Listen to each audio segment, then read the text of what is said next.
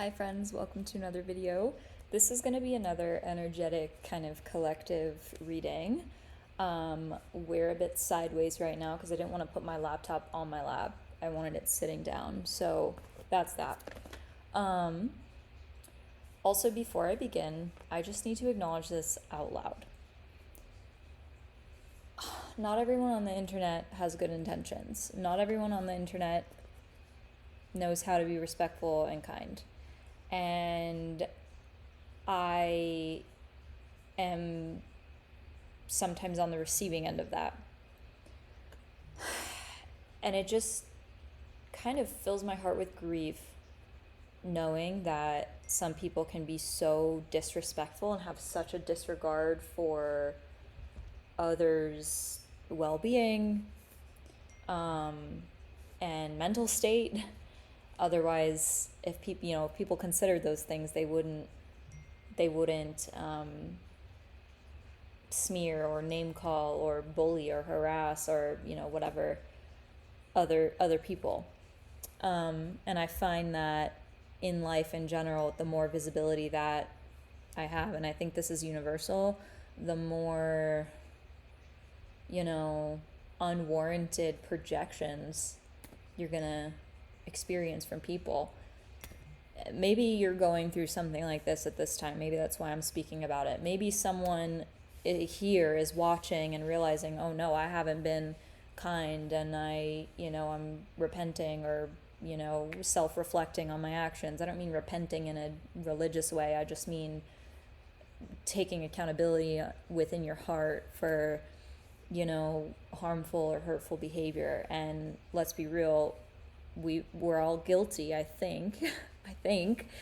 I don't know a perfect human, but or a human with a perfect history or perfect track record.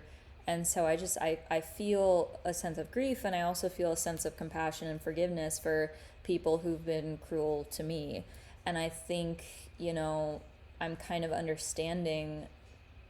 I mean, I think I've always known this, but sometimes it just takes cycles to return back to this understanding. But it's like a lot of the time, here comes my girl. You gonna come join us? I think a lot of the time when people feel the need to flesh it out and have it engage in, hi mama, you look so silly. Oh, my girl.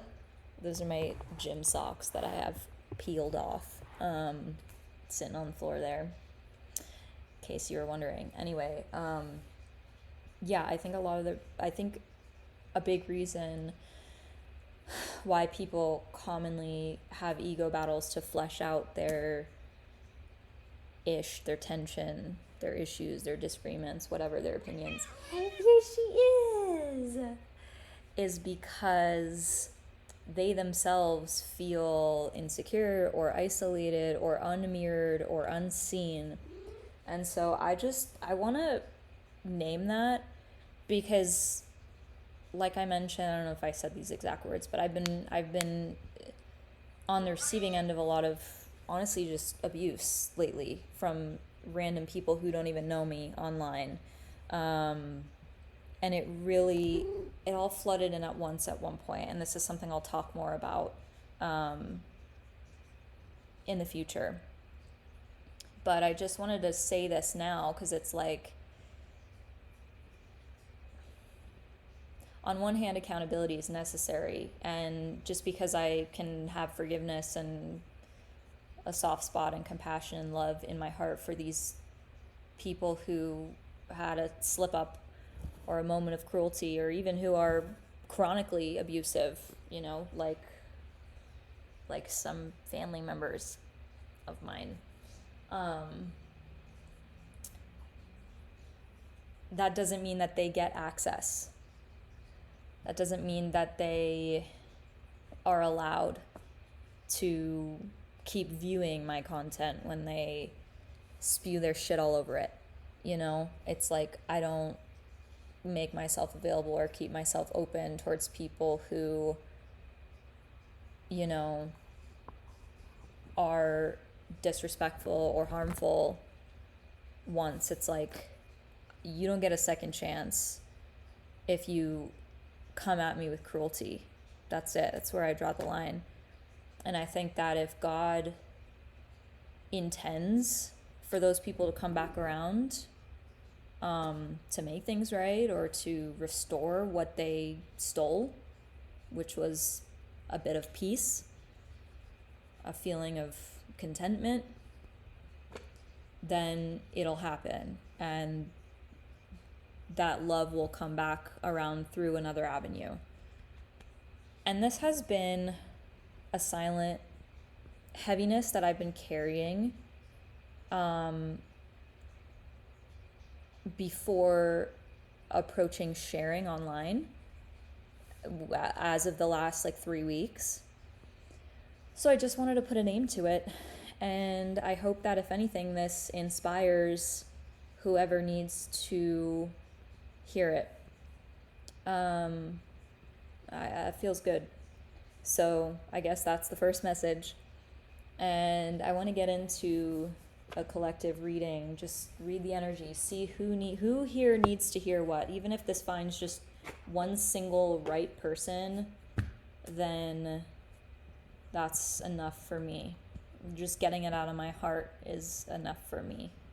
My angel. Yes. She got a wet head because she likes to drink out of the faucet. My goodness. Okay, let's get a first message. Man, I feel those energies I was just talking about. They're just blowing up. I don't know if someone watching this right now has either been on the receiving end of cruelty or has intentionally or unintentionally acted cruelly.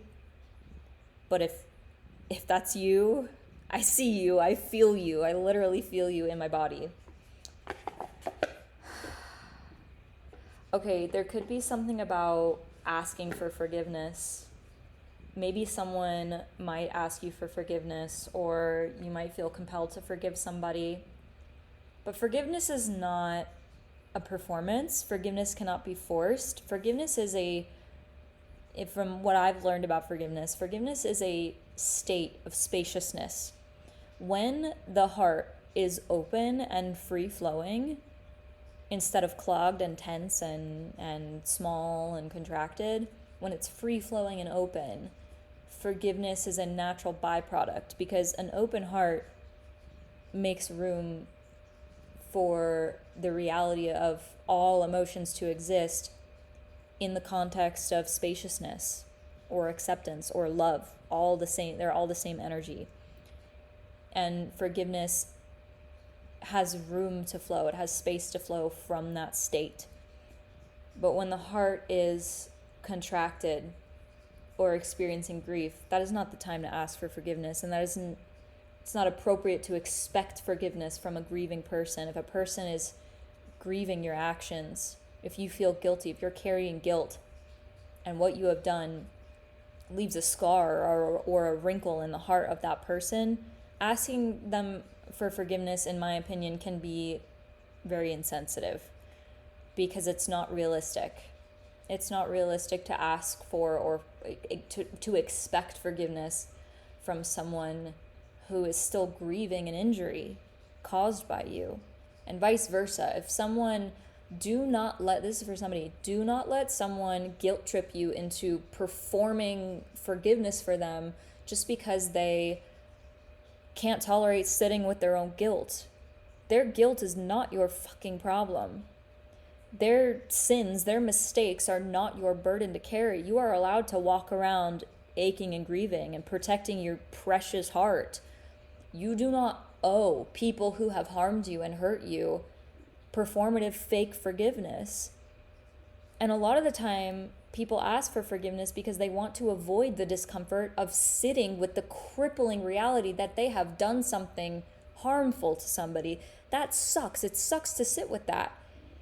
Although it is a human reality that everyone has hurt someone in their lives at some point or other, to different degrees. Some of it is malicious and intentional, and other times it's completely out of their control and not intentional, and there's a spectrum.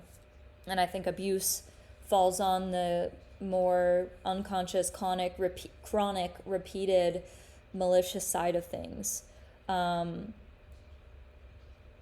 So my mind just went blank. So I'm taking that as a sign that I've said what I needed to say. Some of you listening right now probably have reached a point where something softened in your heart, or some realization broke open. You're feeling that softness. You had a light bulb moment. You had a realization. That's how I'm reading what I'm feeling right now with this just mind going blank. That happens sometimes when I'm channeling. And I actually had a session years ago with this very, very psychic intuitive therapist. I don't like therapists. I don't like working with therapists who are not super intuitive. They have to trust their intuition. They have to be borderline psychic in order for me to feel like I connect with them. That's just been a theme for the most part. It makes me feel safe. It makes me feel seen when they are very intuitive and know how to read beneath the surface. But anyway, I was having a session with one therapist years ago, like probably like 10 years ago or something. And I was grieving about something and complaining about something. And all of a sudden my mind went blank, and I was like, I felt frustrated because I lost my train of thought. I lost it. And then I told her, and she was like, whoa, at that moment, I was sending you light. I was wrapping your thoughts in light. Her intention was to try to support me and to try to alleviate me from my grief, I guess, something along those lines.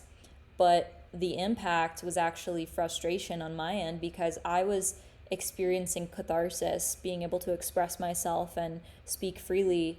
And she unintentionally, with a beautiful, pure heart and pure intentions, interrupted that process and caused me frustration. And so I wonder if energetically sometimes that happens when I'm channeling and I'm experiencing catharsis with expressing my ideas. Like, I love the feeling and the satisfaction of flowing and expressing ideas and having them complete themselves, but I find it very frustrating and sometimes disorienting when I get interrupted. So I don't know if anyone watching sent me a prayer, or if anyone in the universe sent me a prayer, or if any spirit guides or ancestors were like, hey, I'm sending love into your brain. But that's good and great, but I don't like it while I'm in the middle of talking and processing, because it just makes me lose my train of thought, and I hate the feeling of losing my train of thought. I really don't like it. So that's that. Very interesting messages coming through here. I know that I was in the middle of something and I forgot what it was, but I'm going to ask that it come back without me having to think or force anything. And I'm also going to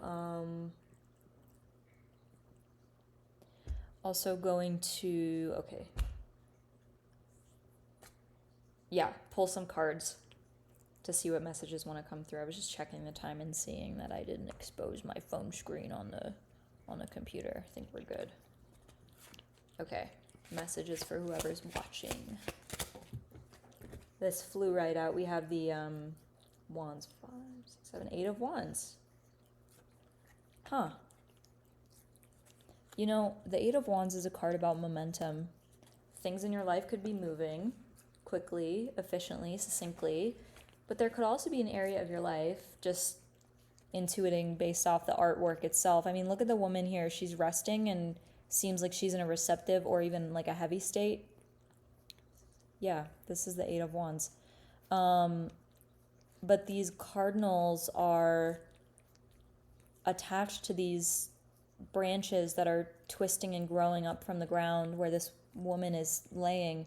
So that makes me think that you have angels or higher forces or inspiration or even your own thoughts or even your own voice, or even could be even representative of like a community of angelic supportive people or energies around you that are helping things move forward. You could feel this sense of being supported in that way.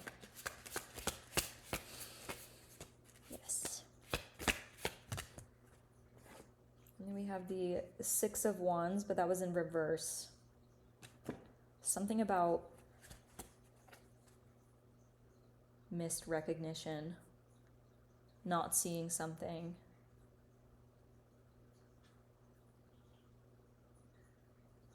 Looking in the wrong places, being seen in the wrong ways. Maybe you could have recently had your successes or your work or your self-expression be distorted or projected onto or mishandled or misunderstood or unseen, left unseen, seen as a failure instead of a success, or had this feeling of your own glory and success kind of ripped away from you unfairly. Six of Wands is recognition, upright but reversed. That's what it makes me think of, and I can personally relate to that. Now we have the Sun, so it's like you haven't lost sight of who you are. This is the personality, radiance, soul, shining card. So you are shining, and the right people are absolutely recognizing you. Good on you for still emanating the light of your soul and your spirit. Empress. Sun and the Empress back to back are like you are in full radiance, girlfriend, boyfriend, whoever you are. Two of Pentacles. Reflection, pausing, assessing which actions to take. This could also be about maintenance, balancing, scheduling.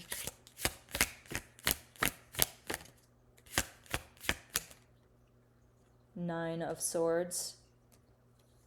With these two together, I see this as almost like a recovery of your momentum, the ending of a painful, anxiety-riddled cycle,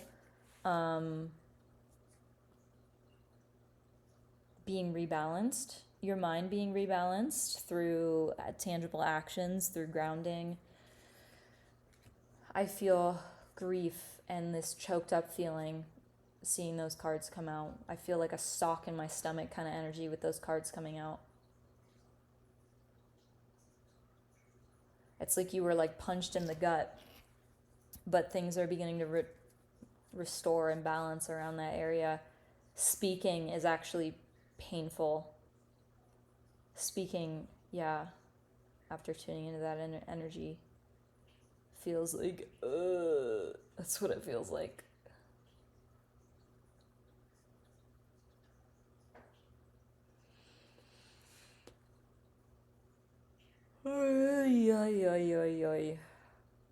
That's big, draining energy.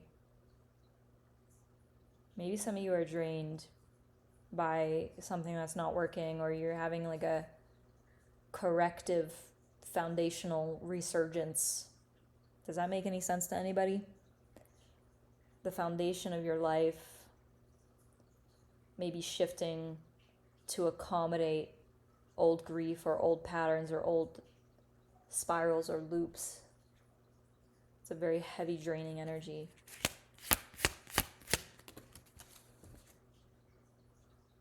Four of Cups, yeah. Tiredness. That's a big one. What else?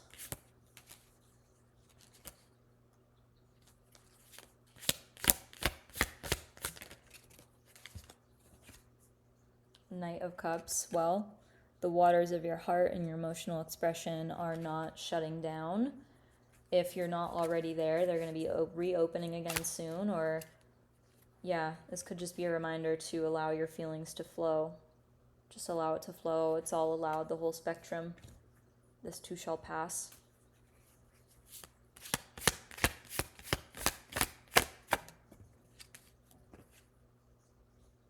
Ace of Cups, there we go. Renewal. Look at that. Looks like a bird being born out of a skull. Interesting. Let's get one more for advice.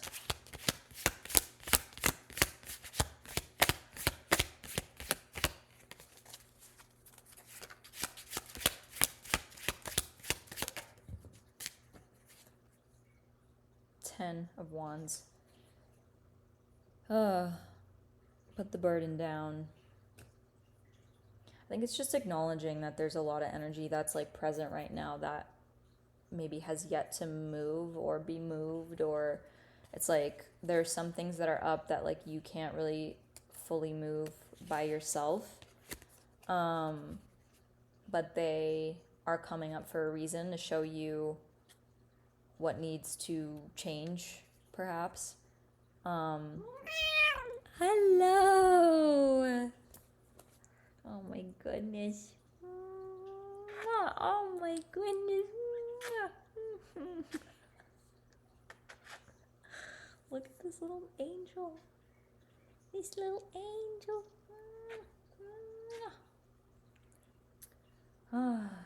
Yeah. I think it's one of those like surrender kind of messages, and I am so fucking yawny and tired as I'm reading this. So listen, I'm just gonna leave this here and end this video on this note.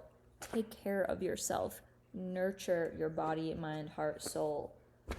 Maybe journal if you feel a weight in your life that needs to move, or you feel something that needs to change. Write it down, pray about it, see who you can recruit into your life to support you through these things, see who you can share certain realities with, see where you can receive the support that you need, whether it's in the structure of your own life or your environment or your habits or your relationships or whatever it is. But yeah, that's all I got. That's all we got. That's all we got. Okay. Well, thanks for being here.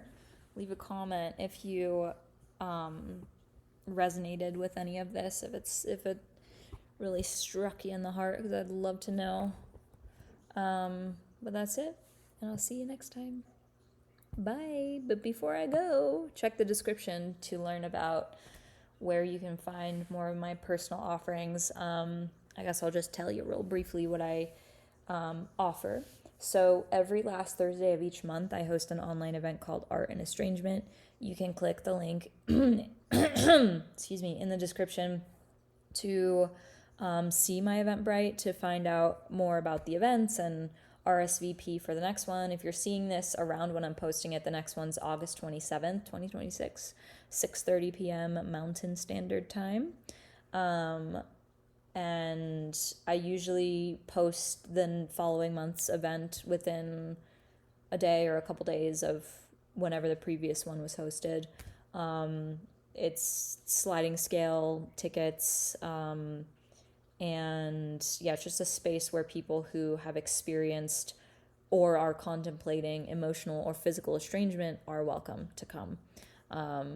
You're supposed to bring an art project, a craft, or just yourself, so you can toil away on that while we share. It's always gently guided. There's always like a loose theme, but I always say that whatever experiences that you have in your heart that are alive for you, that want to be shared, are welcome. It's a space to witness and share. There's strictly no advice giving. And I need to get better at reinforcing that. I'm good sometimes, but sometimes people, it just takes them a minute to like get in their heads, like, and shift their language from giving advice and suggestions to coming from a place of, this is what inspires me, this is what helps me, this is what your share reminded me of, stuff like that. So just some safety, emotional safety parameters there. I also am a visual artist. I have art merchandise up on my website, link in description. And I post on Instagram. I've got my visual art on my Instagram also below. I do trauma and abuse survivor advocacy on my Instagram, Rusty Peach, and that is in the description as well. So I'm going to leave it there. I also offer one-on-one sessions. There's no scheduling option on my website, but if you want to book one, you can reach out to me, DM me on Instagram, and I will respond, and we can book something and set something up through there. And then I also offer pre-recorded intuitive readings and live aura scan readings. It's like an intuitive drawing type reading. It's a deep dive. That one's live, one-on-one. And all the info is on my website. And that's that. Okay. See you later. Bye.